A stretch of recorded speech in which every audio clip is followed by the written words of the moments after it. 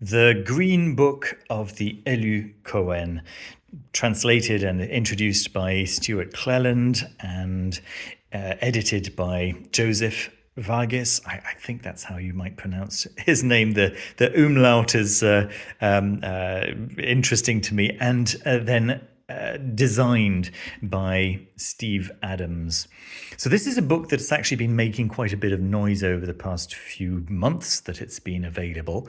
And the reason I'm reviewing it today is because I recently received its sequel called The Master's Voice, which I hope to review very shortly as well.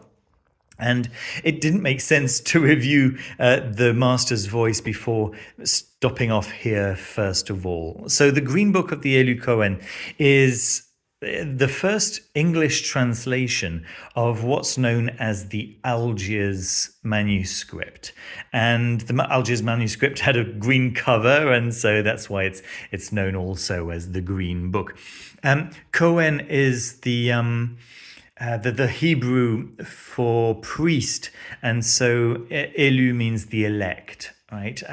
This is a Freemason group who were interested in exploring esoteric Christianity. Now, I made a video a few weeks ago now about the Gnostic attitude towards grimoires. And it's interesting because many people who approach the grimoires find that it's kind of difficult to go along with the zeitgeist presented through the Solomonic grimoires.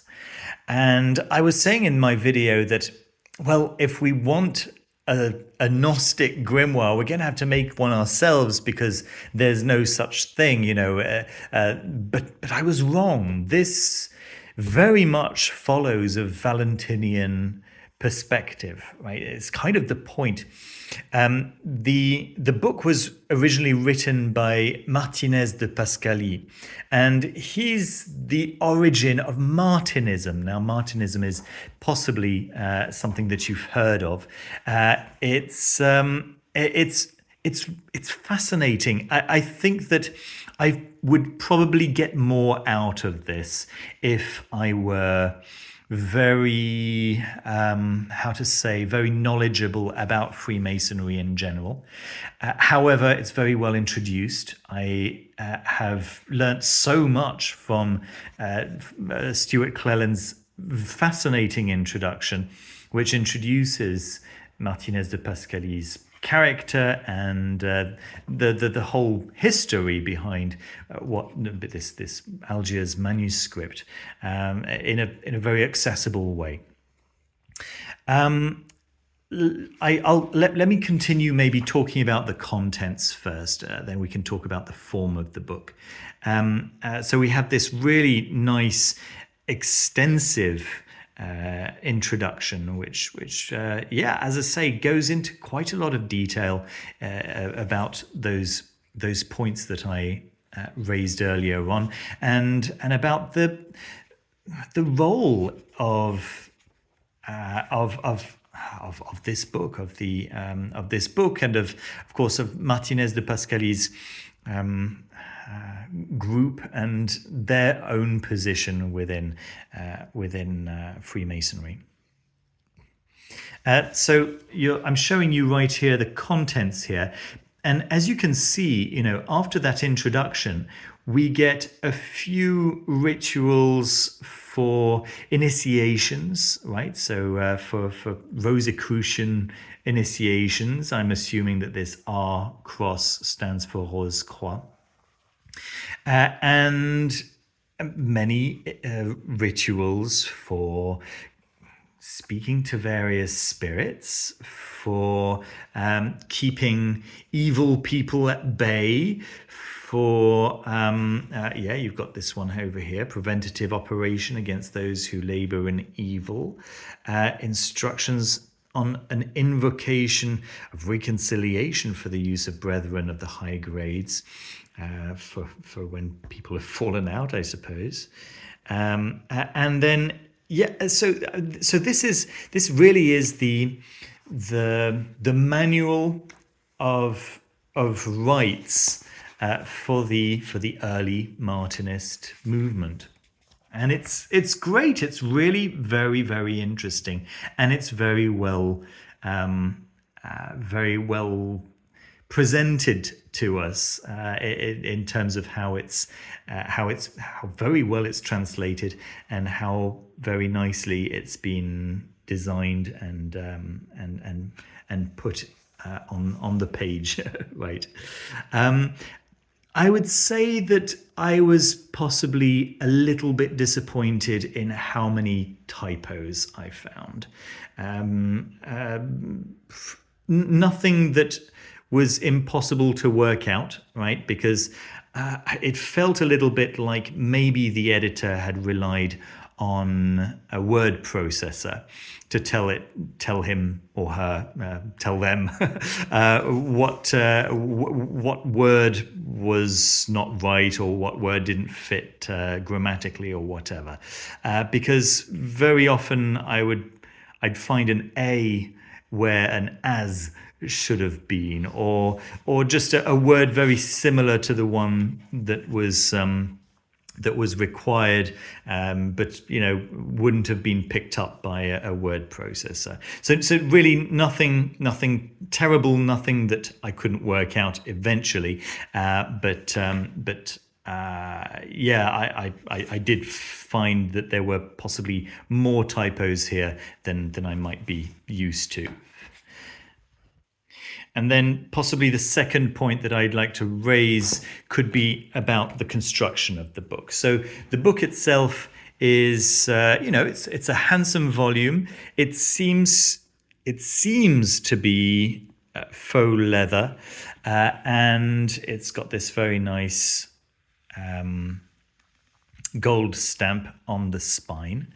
The sequel is actually doesn't have a dust cover. It's stamped on the front, which I'll show you soon in the review of that book. But it's, as you see, it's not Smith sewn. It's box bound, so you could say it's like a paperback on which a hardcover has been applied, right, or added. You can see how that works.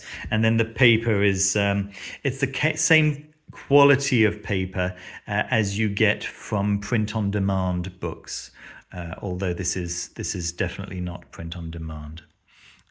This was published by Lewis Masonic, who published some really, really great material on the esotericism of Freemasonry, which is surprisingly very often overlooked by many Freemasons. This is essential stuff, I think, for anyone who is interested in the esoteric aspect of Freemasonry, and in the history of Freemasonry. So to have this document translated into the English is really awesome.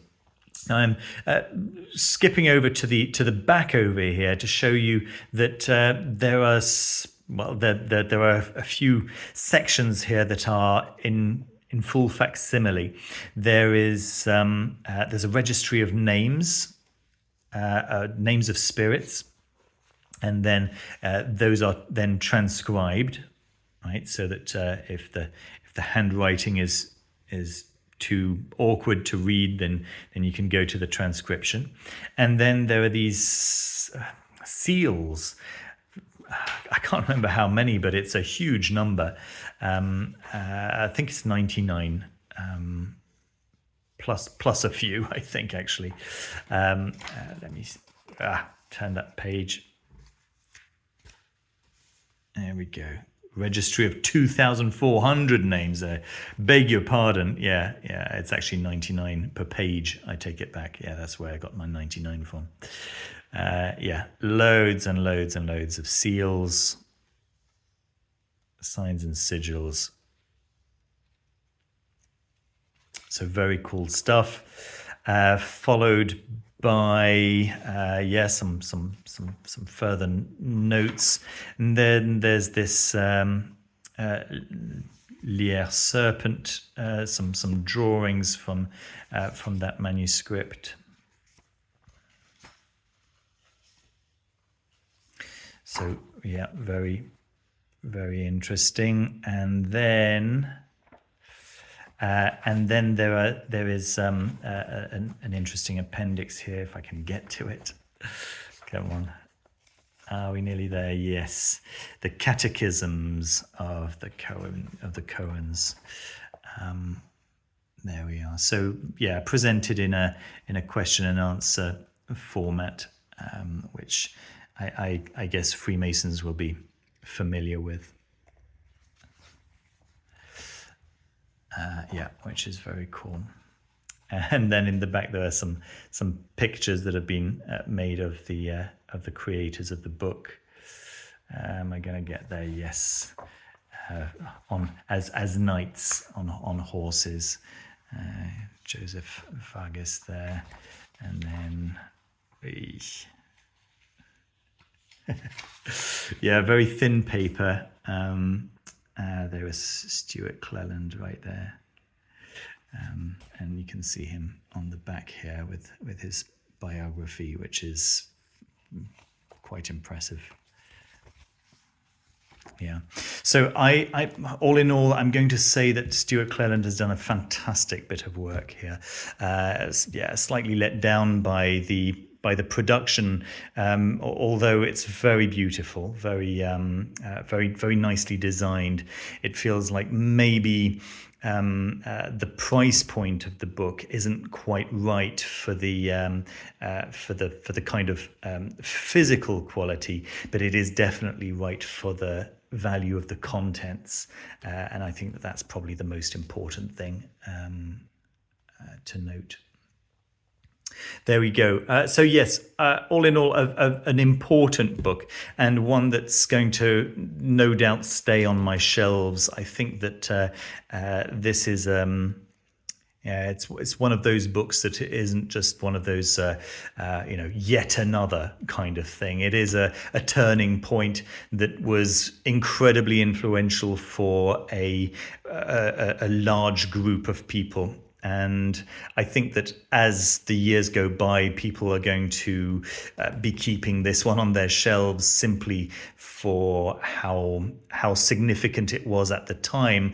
And I think that they might start to find value in the rituals found within. It's not all rituals, by the way. There are some accounts of encounters with spirits and things like this.